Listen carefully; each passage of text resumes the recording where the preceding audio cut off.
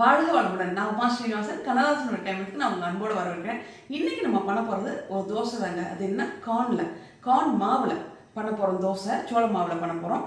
அது எப்படி பண்ணலான்றது பார்க்கலாம். இப்போ நம்ம பார்க்குறது சோள மாவுங்க. இது எப்படின்னா, சோளம் வாங்கி லைட்டாக வானலில் வறுத்துக்கணும். வறுத்தா கை சூடு வர மாதிரி, ரொம்ப சூடு ஆகிடக்கூடாது, கை சூடு வர மாதிரி வறுத்துக்கிட்டு அதை நான் கவரில் 2 கிலோ வாங்கினேன்னா அதை இந்த மாதிரி கவர் பண்ணி வச்சுருவேன். உள்ளே ஒரு பேப்பரில் எழுதி போட்டுருவேன். சோள மாவுன்னு கவர் பண்ணி இதை வச்சுருவேன். எதனால் எழுதி போட்டுக்கிறேன்னா, இது மட்டும் இல்லைங்க, கேழ்வரகு, கம்பு எல்லாமே நான் அரைச்சி வச்சுப்பேன். ஒரு 5 மாவு கிட்ட நான் அரைச்சி வச்சுப்பேன். அதனால் இது மாதிரி எழுதி போட்டு வச்சுப்பேன். இன்றைக்கி நான் எடுத்துருக்கிறது சோள மாவு. இது 3 அழகு எடுத்துகிட்ருக்கேன்.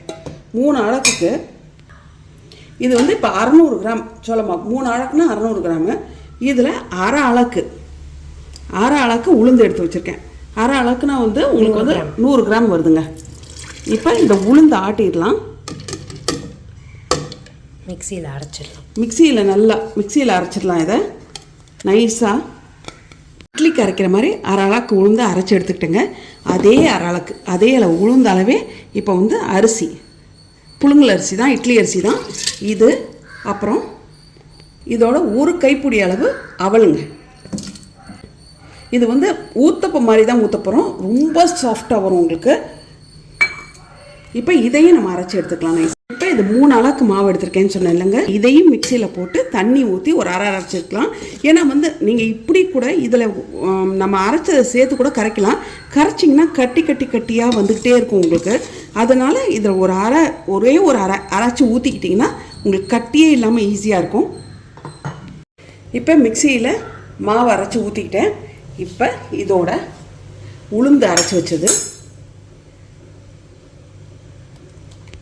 அரிசி அரைச்சி வச்சது, இப்போ இதுக்கு தேவையான அளவு உப்பு போட்டுக்கலாம். இப்போ ஈஸ்ட் நான் 1 ஸ்பூன் எடுத்துகிட்ருக்கேன்.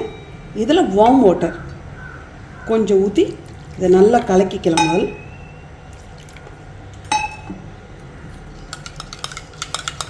இப்போ உப்பு போட்டு மாவு வச்சுருக்கேன். நல்லா இட்லி பதத்துக்கு கரைச்சிக்கலாம். பாருங்கள், மாவே உங்களுக்கு தெரியும், இட்லி பதத்துக்கு தான் அரைச்சி வச்சுருக்கேன். இது நீங்கள் கட்டாயம் இட்லியும் ஊற்றலாங்க, ரொம்ப நல்லா வரும். ஆனால் இட்லிக்கு கட்டாயம் புளிக்க வைக்கணும். எப்படின்னா 8 மணி நேரம் புளிக்க வச்சிங்கன்னா இட்லியும் நல்லா வரும், தோசையும் நல்லா வரும். நான் இப்போ உடனே பண்ணுறதால இதை ஈஸ்ட் ஊற்றி பண்ண போகிறேங்க. 1 ஸ்பூன் ஈஸ்ட்டு கலந்து வச்சுருக்கேங்க. இதை ஊற்றிடலாம். வெதுன்னு தண்ணியில், ரொம்ப ஜில்லுன்னு தண்ணியில் ஊற்றிடாதீங்க. வெதுன்னு தண்ணியில் ஊற்றி இதை கலந்துக்கிட்டால் டக்குன்னு ஒரு அரை மணி நேரத்தில் புளிச்சிரும். நம்ம இதை புளிக்க வச்சுட்டு இதுக்கு தொட்டுக்க என்னன்றது பார்க்கலாம். இப்போ எண்ணெய் காய வச்சுருக்கேன். இது கொஞ்சம் கடுகு போட்டுக்கலாம், கொஞ்சம் உளுந்து போட்டுக்கலாம். இப்போ கடுகு உளுந்து செவந்துருச்சு, கடுகு வெடிச்சிருச்சு. வெங்காயம் ஒரு 2 பெரிய வெங்காயம் எடுத்துகிட்ருக்கேன். இதோட கொஞ்சம் கருவேப்பிலை,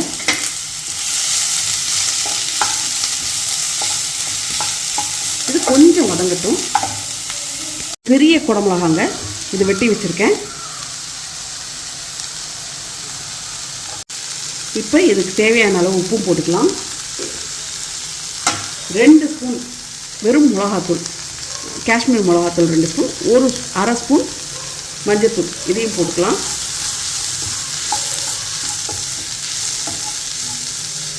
கொஞ்சம் வதங்கின பிறகு தக்காளிங்க, 2 தக்காளி பெரிய தக்காளி அரைச்சி வச்சுருக்கேன். இதை 2 தக்காளி பெரிய தக்காளி அரைச்சி வச்சதை ஊற்றிடலாம். இப்போ நல்லா பாருங்கள், இது நல்லா கொதித்து வத்திருச்சுது. இது நீங்கள் இப்படி இறக்கி வச்சுக்கிட்டிங்கன்னா சாதத்துக்குள்ளே தொட்டுக்கலாம். கொஞ்சம் காரம் ஜாஸ்தியாகவே இருக்குது. அதனால் நீங்கள் கொஞ்சம் காரம் இப்படி இறக்கி வச்சுக்கணும்னு நினச்சிங்கன்னா கொஞ்சம் காரத்தை கம்மி பண்ணிடுங்க. இல்லைன்னா நான் தோசைக்கு வச்சுக்க போகிறதால கொஞ்சம் தேங்காய் பால், கெட்டியாக அரை மூடி தேங்காய் பால் எடுத்து இதை ஊற்றிருக்கேன். தேங்காய் பால் ஊற்றணுன்னு 1.5 ஸ்பூன் ஜீரகத்தூளுங்க.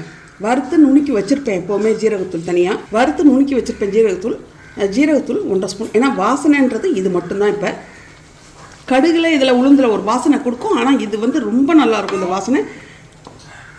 ஜீரகத்தூள் கலந்தோன்னே கொத்தமல்லி வேணா போட்டுக்கலாம், வேண்டான்னா இறக்கிடலாங்க. நான் இப்போ எப்படி தான் இறக்கிற போகிறேன். ஒரு கொதி வரட்டும், கொதி வந்தோன்னே இறக்கிடலாம். இது நல்லா இப்போ ஒரு கொதி வந்துருச்சு, இது இறக்கிடலாங்க. இது எனக்கு பண்ணுறதுக்கு 10 நிமிஷம் ஆச்சு. அதனால் மாவு இன்னும் எனக்கு புளிக்கலை. அது புளிச்சோன்னே உங்களுக்கு தோசை ஊற்றி காமிக்கிறேன்.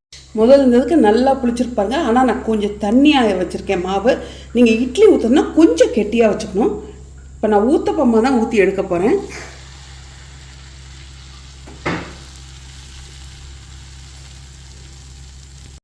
பார்த்தீங்கன்னா இவ்வளோ சாஃப்டாக பாருங்கள் ஊத்தப்பம்.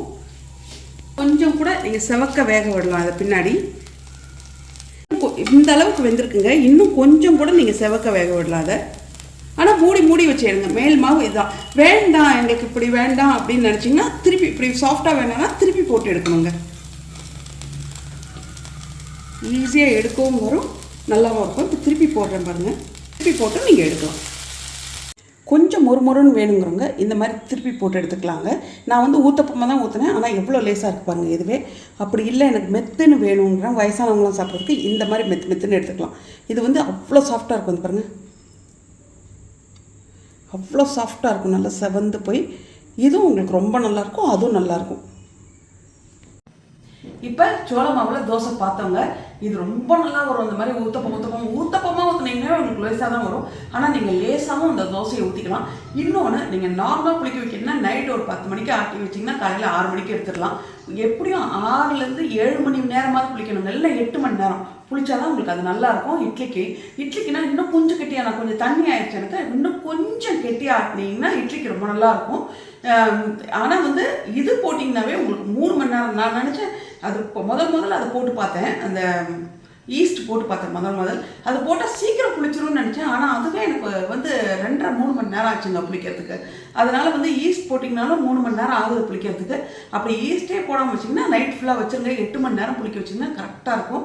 இது தோசையும் ரொம்ப நல்லா வருது, இட்லியும் ரொம்ப பிரமாதமாக வருதுங்க. இது செஞ்சு பார்த்துட்டு எனக்கு கட்டாயம் கமெண்ட்டில் சொல்லுங்கள். வாழ்க வளமுடன்.